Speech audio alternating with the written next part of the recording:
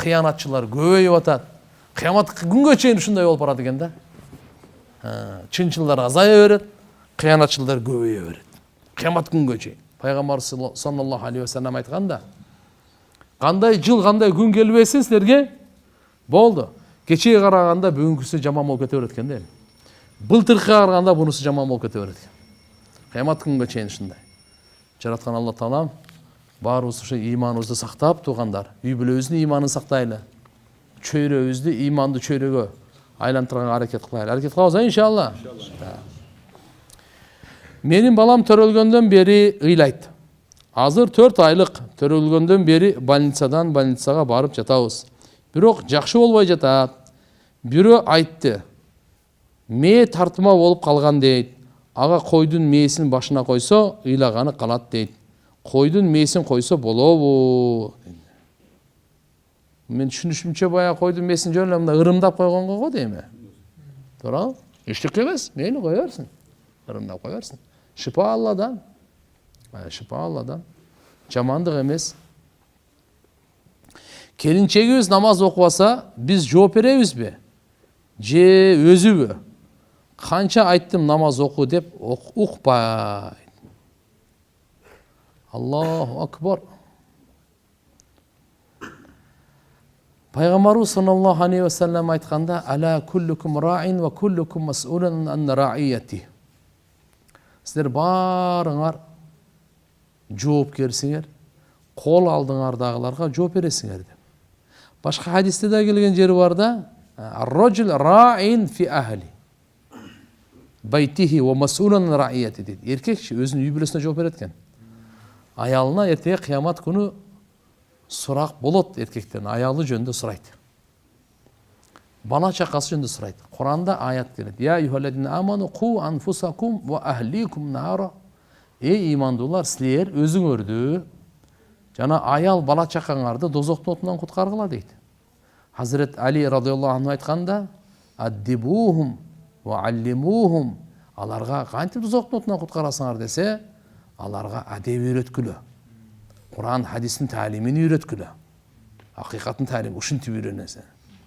Болбосо жата кал. Туура, эч бир жан башка бирөөнүн жүгүн көтөрбөйт деп Курандагы аят келет. Эч кимге жооп бербейт деген маани чыгат да. Ушул жерде алымдар айткан. Бул мындай деген бунун маанисин жакшы угуп алыңыз. Сиз айттыңыз, жолук сал, намаз оку деп. Макулбу? Дагы деле жолук салбай, дагы намаз окубай. Сен бирөөнү ушактаба, гыйбат кылба, же уурулук кылба. Дагы эле кылба. Тияк жооп берет, сиз жооп бербейсиз буга. Эми буга сиз жооп бербейсиз. Эгерде бундай айтпасаңыз, сиз жооп бересиз.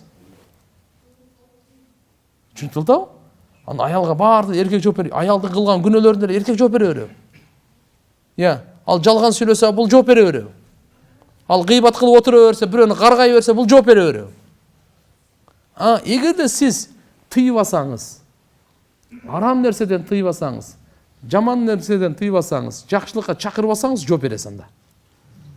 Жооп бересиз андачы. Эмне үчүн сен айткан жоксуң деп. Мен айттым, бул айтып атат. Намаз оку деп айттым, укпайт дейт. Канча айттым намаз оку деп укпайт деп. Жакшы суроо берди бирок. Туугандар, демек түшүнүп алайлы. Кайсы жерге чейин биз жооп беребиз, кай жерге чейин өздөрү жооп берет. Демек мынча баардык эркектер, үй бүлөлөр, эртеге аялыңызга жооп бересиз кыямат күнү. Ага сөзсүз жооп бересиз. Балдарыңызга жооп бересиз. Мойнуңуздан сакыт деп коебуз. Айтып бүтүп койдуң, бердиңизби? Дагы эле болбой ошо деген төрөмес чыкса, ал жооп берет. Буга эми сиз буга жооп бербейсиз. Түшүнүктүү да. Демек эмне кылыш керек экен? Айтпай эле коюп жүрөбүш керек бекен? Мухаббат менен, өчөшпөй, жек көрбөй, жаман көрбөй, гурбут этпей, кагып, үстүнөн күлбөй, кемсинтпей, шылдыңдабай. Кээ бирде да ар кандай кылмадар жок. Тиишип, мындай кандай сүйлөгөндөр, жок, андай болбойт туган. Жакшынакай машалла жакшы көрүп, Алладан сурап, чай жакшынакай менен чай пайда отуруп, жоксо башка немеде отуруп, көңүлдүү сөздөр менен, жылуу сөздөр менен айтып, акырындан айтып коюңуз. Алланын өкүмү мындай, пайгамбарыбыздын сүннөтү мындай. Эртеге бул кыямат, бул мындай. Бар, мен да тирилем, сен да тирилесиң. Менин кабырым бөлөк, сен кабырың бөлөк. Менин таразам бөлөк, кыямат күнү сен таразаң бөлөк. Бирок экөөбүз тең Алла жараткан. Экөөбүздүн өмүрүбүз да Алланын колунда, жаныбыз да Алланын колунда. Айтып коюңуз, айтып коюң. Мен кылган жакшы иштериме, мен кылган жаман иштериме Кудай сактасын, өзүм жооп берем. Сен өзүңдүкүнө жооп бересиң. Мен бирөөнү алдасам, мага мен жооп берем. Сен бирөөнү мени алдасаң, сен жооп бересиң. Кыянатыңа өзүң жооп бересиң, гыйбатыңа өзүң жооп бересиң. Даратсыздыгыңа, кусулсуздугуңа өзүң жооп бересиң. Бардыгына кыскасы айтканда, акырын сүйлөшүп айтып коюш керек момундун. Болсо эртеге анын дагы көтөрүп алып анан мойнуңа өзүңдүкүн жооп бере албай бул жаа чатагы. Башканыкынан. Оор да, Учурда Москвадамын. Иштеген жеримде намаз окуй турган жер жок. Анан да уруксат беришпейт. 5 мал намаз окуйн десем, пешим менен асыр убагында иште окуй албайт экенмин. Пешим менен асырдын парыздарын шамга кошуп окуп жүрсөм болобу же болбой калабы? Аракет кылыңыз, ар бир намаз өз убагында фарыз да. Ошончолук эле убакыт албаса болбойт дегенде фарызын окуп алыңыз. Асырга фарыз эле, ал жерде сүннөттөрү жок. Пешимде сүннөтүн окуганга аракет кылыш керек, такыр болбой атабы, каза кылбаңыз. Болбоду дегенде 4 рекет фарызын окуп алыңыз. Анан да таптакыр болбой калса, анан эмне кыласың? Анан шам менен кошо окуйсуз казасынан да. Бирок андайга адат калып келбеш керек, ага ниет кылбаш керек, ага жол издебеш керек. Манжадда важад. Ким издесе жакшылыкты, Алла Таалам сөз ачат. Мурдагыдай доор эмес азыр, Кудайга шүгүр, адамдар түшүнүп калган. Жакшынакай сөз менен сүйлөсөңүз түшүнөт. Сураныч көп убакыт албайм. Сиз зикир, субханалла, анан салаваттар, аятал курсилер, дуалар, алар токтотуңуз. Ушу саламга чейин эле уруксат берсе эле болду, алхамдулилля. Чудасызбы? Аллаху акбар деңиз дагы 4 рекетти. 3-4 мүнөттө окуп бүттүңүз. Салам алейкум. Болду, ишти кылып атканча зикирлериңизди кылыңыз, Куранын окуңуз, дуаңызды, салаватыңызды бардыгы.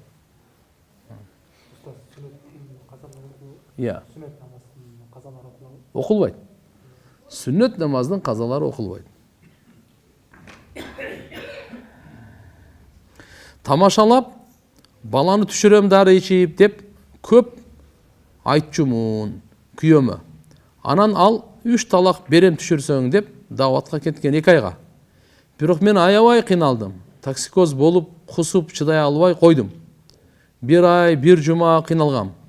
Өзүм жалгыз анан дары ичип түшүрдүм. 2 айлык түйүлдүктү айтпай жүрөм. Өзү түштү деп, эми талак маселеси эмне болот? Өзү мына ал эми караңызда.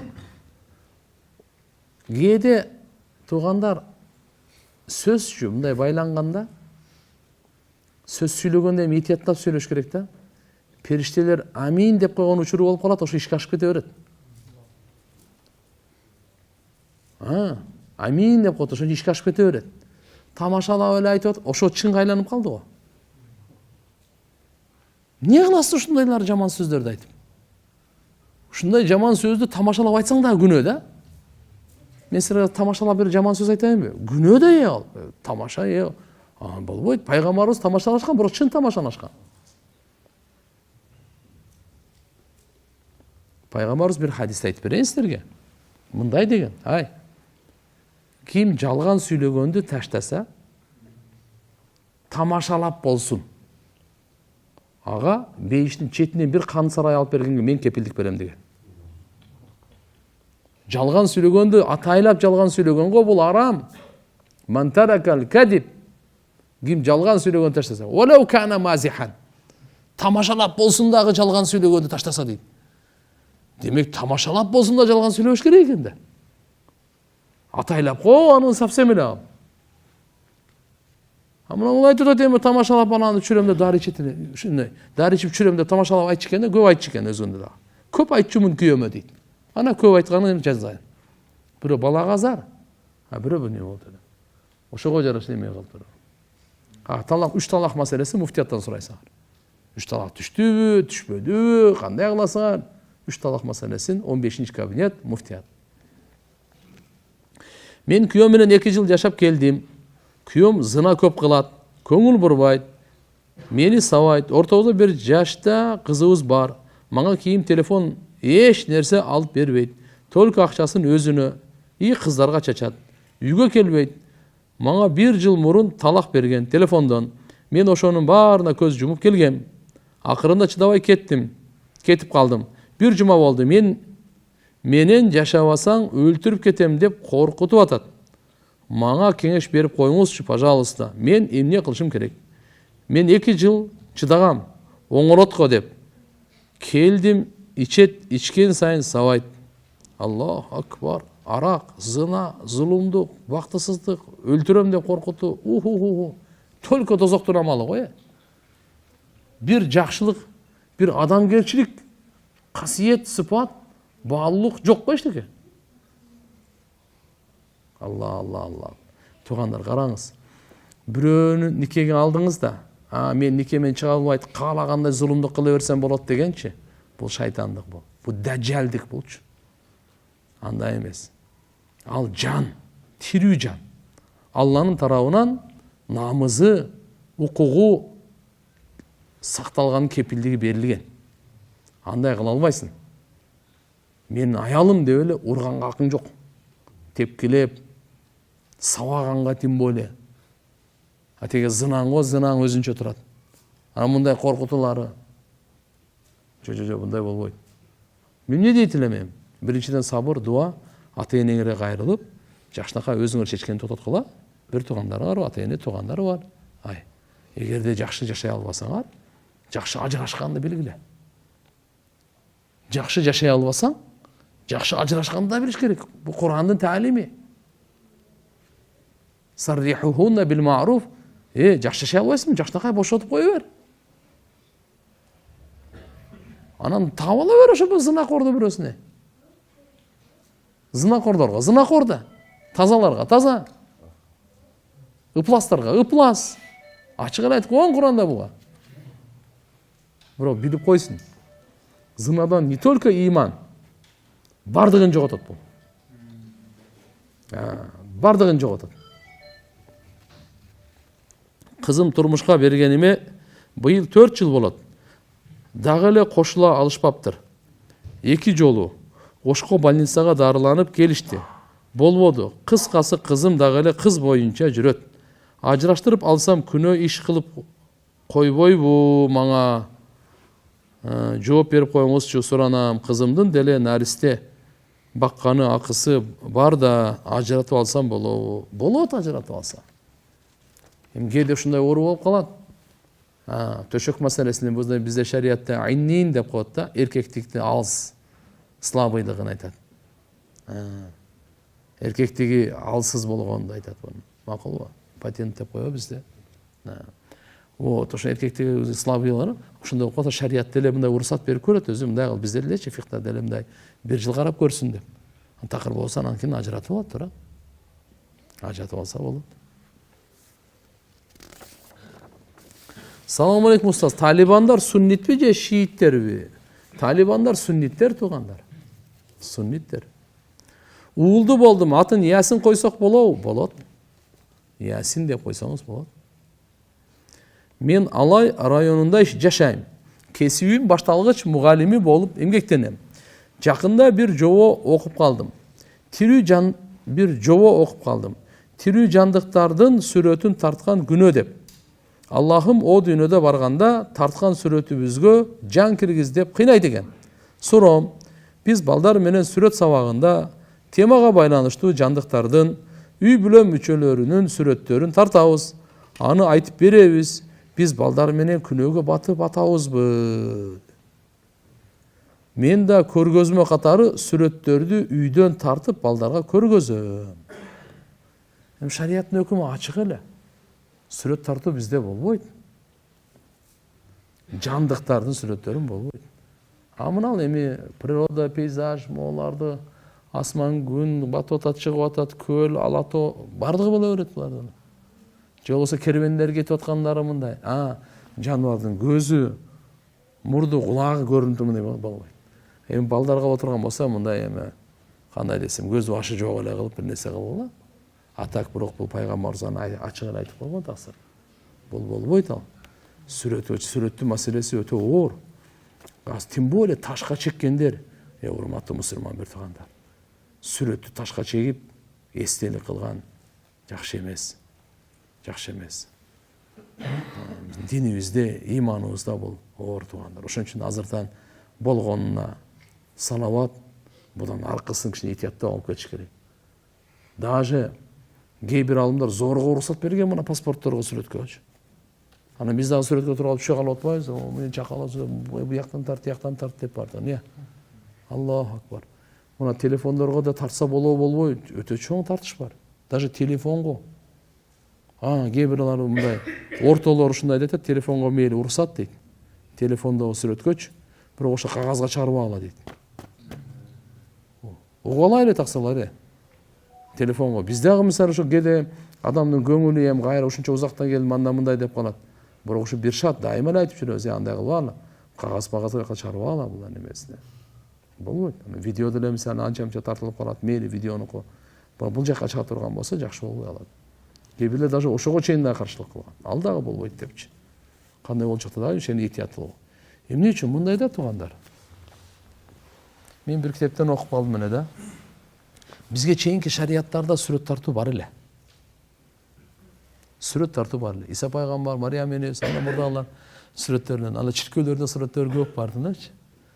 Эмне үчүн пайгамбарыбыз Мухаммад алейхиссаламдын эмесинде мынсалы бул сүрөткө да тыюу салып койду? Сүлөкөттөргө, мындай азыркындай эстеликтерге эмне үчүн тыюу салган? Пайгамбардын шарияты кыямат күнгө чейин да узак мөөнөт. Адамдар барып ошо сүрөткө барып туруп өзү бут парастык сүрөттөн башталган да. Мурда мына буддизмдечи бул өздөрү жакшы адамдар болгон. Аулиялар болгон.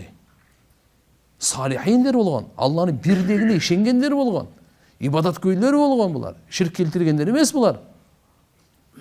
Буларга адамдар барып, насаат алып, туура жол таап, алардын дуа, мустажабат дуат деп, дуа дейт, даават. Алар дуа кылганда балдарына Алла таалам шифа берип, балалы болбой калгандарына Алла таалам перзент берип, иши тосулуп, кыйналып жүрбөй калгандардын ишин жүргүзүп, Алладан сураганда машалла ушундайлар болуп турган. Азыр деле жок эмес. Булар өтүп кеткенден кийин эмне кылат? Өтүп кетти, эми жок да. Кабырына барат. Ал жерде шайтанчык бар. Ал жерден барат, мен балама кыйналып атат, уул керек эле, кыз керек эле, ана мына. Алла таалам ушуну сыноо коюп койгон, шайтан да кылат ягы. Пайгамбардын сөзүн укпай, аулиянын сөзүн укпай, шайтандын сөзүн угат. Күчөйүп кете берет. Анан бая кишини өңдөп туруп кандай эле деп сүрөтүн тартып алып анан кылат. Анан бут кылат. Анан ушинтип атып башталып кеткен да. Анан эмне болду? Бул кабыр бир жерде. Бизге адамдар көп, 10 жер керек. Эмне кылыш керек? Ошон сүрөтүн 10 жерге таркатып бергиле. Ошол жерде иш бүтө берет. Ошол жерден сурай бересин, бүтө берет депчи. Бардыгы бул жака келип отурбайлы, кыйналбайлы. Тиги өрөөн, ал жакта, ал область, ал жерден эле бирден сүрөтүн берип кое бер. Анан аны коя сүрөт, бул жерде шамал болуп кетсе учуруп кетет экен. Жамгыр жааса бузулуп кетет экен. Ушун таштан эле жасап салбайлы, вообще бекем кылып эле деп ана. Мына антип ана бут сөлөкөттөргө сыйынып, бут парастык башталып кеткен да. Пайгамбар саллаллаху алейхи ва саллям дининде ошон үчүн өтө этияттуулукту узактан тормуздап туруп, анан мындай кылып ала деп айтып койгон да. Аракет. Мамлекетчи атайын ошо окуучу балдарга мындай чара көрсө болобу негизи, сунуш катары киргизип, алар эми кичинекей балдар да сүрөт тартканда мисалы өзү бар, же болбосо бул адал же бул арам деген жакшы билбейт. Эми адамдын сөлөкөтү эмес, жөн эле томолок. Азыр мисалы мультфильмдерде деле барго. Эми ал адам эмес мисалы. Ушуга окшогондор нече атак. Макулбу? Атак иншалла берки адам сүрөтүндө болбойт. Ошондо мына художниктер көбүнчө айтып калабыз таксырлар. Тартсаңыз да тата турган, алхамдулилля, Кыргызстан өтө кооз жер. Чекеден тартып, дүйнөгө реклама кылып, акчаны таптай берген. Башканы эмне кыласызбы деди анда. Кеттик таша. Мен күйөөмдүн экинчи аялымын. 50 000 зарплата алат. Бирок бизге айына 10 000 сомдон берет. 4 балам бар. Акча аз бердиң десем, мени сразу черныйга салып коет. Сотко кайрып алимент кырктырып алсам шариятка каршы келбейби? Себеби ал мага үйлөнгөндө тапканымдын жарымы сеники болот деп айткан болчу. Алла. Силер кичине жеңилирээк эле экен, Кудайга шүгүр иншалла. Биринчиден иншалла силер ибадатты күчөйткүлө, үйдө таалимди күчөйткүлө, зикирлерди, дуаларды күчөйткүлө. Алла Таалам бергенде каниет кылып, бирок иншалла ал дагы орто карап, сотко кайрылгандын алимент жана башканын кажети жок. Эстегенде сүрөт маселесинде мисалы бүгүнкү документтер бар, паспорттор бар, толтуралар бар го. Булар кажеттерге кирет, макулбу? Кажет болгон жерлерде эчтеке болбойт, эрте болот. Кажетсиз жөндөн эле ого жоктонуп, анан өзгөчө мисалы азыр өзүнүн сүрөттөрүн ар жерге эмелер бар го, чыгартырып алып неме болот анда. Аял кишилер көбүнчө андай жакшы эмес. Эжем бир жигит менен сүйлөшөт экен, жигити мага жакпайт. Кызга куда түшүп келгенде менден сурап уруксат алат. Мен уруксат бербей койсом болобу? Себеби жигитине такыр ишенбейм. Ата-энеңиз менен сурап кеңешкерле. Ата-энеңиз менен. Эжеңер эмне дейт карап туруп. Болсо башка жуучу боло турган болсо, башка келе турган болсо башканы карагыла. Пайгамбар саллаллаху алейхи ва саллям айткан мындай дегенде, эгер кызыңарга жуучу келе турган болсо, эки нерсени карагыла дейт. Динин карагыла, башка мүнөзүн карап бере бергиле. Дини кулк мүнөзү жакшы болсо болду, сен акчасына карабай эле кой. Өң түсү акча тияк бияктар ал кийинки местада. Эң биринчи машалла иман жакшы мүнөзү болсун. Таспих маселеси боюнча таспихти толук айтуу керекпи? То есть бизде мындай абал болуп жатат. Биз эки киши жамаат болуп намаз окуйбуз. Мен имамга жетишпей калам. Сүннөт намаздарына жана таспих айтууда ошондо субханаллахны 3 жолу, алхамдулиллахны 3 жолу, Аллаху акбар 3 жолу айтып туруп эле имам дуа кылганда кошо дуа кылсам боло береби? Же баарын толук 33 жолу айтышым керекпи? Туугандар, таспих субханаллах, алхамдулиллах, Аллаху акбар ар бир намаздан кийин 33 жолу айтуу бул сүннөт. Жалпы баардыгы биригип дуа кылуу таксыр бул мустахаб. Бул сүннөт калтырылбаш керек. Эчтеке эмес ал. Мисалы намаз окуп бүтүп деле өзүңүз өзүнчө эле толук аткарып коюңуз. Бул өзүнчө сүннөт. Бир имамдын аткарганы менен башканыкы аткарылып калбайт бул сүннөт. Ар ким субханаллах 33, алхамдулиллах 33, Аллаху акбар 34 жол, 100 жол. Ассаламу алейкум. Эт адал далил болгонго чейин арам. Башка нерселер арам, далил болгонго чейин адал. Мисалы шоколад, сникерс чынында арам болсо, бирок далили жок болсо, күмөн дагы жок болсо, жеген адамда арам жеген үчүн 40 күн дуасы кабыл болбогондордун катарына киреби? Суро, максат ажыга рахмат.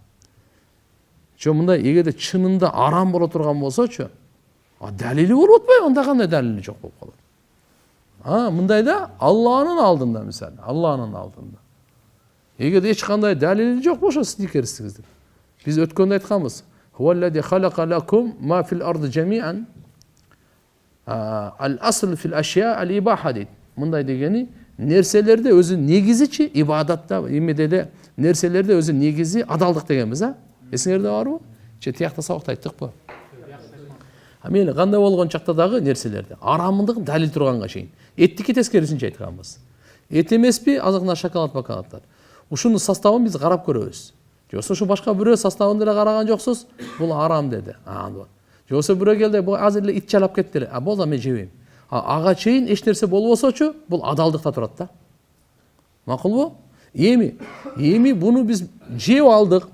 Бирок Алла Тааланын алдында мисалы ал шектүү болуп калды, жоксо бир азыркында айтканда бир арам нерсе болуп калды. Ага жооп бербейсиз.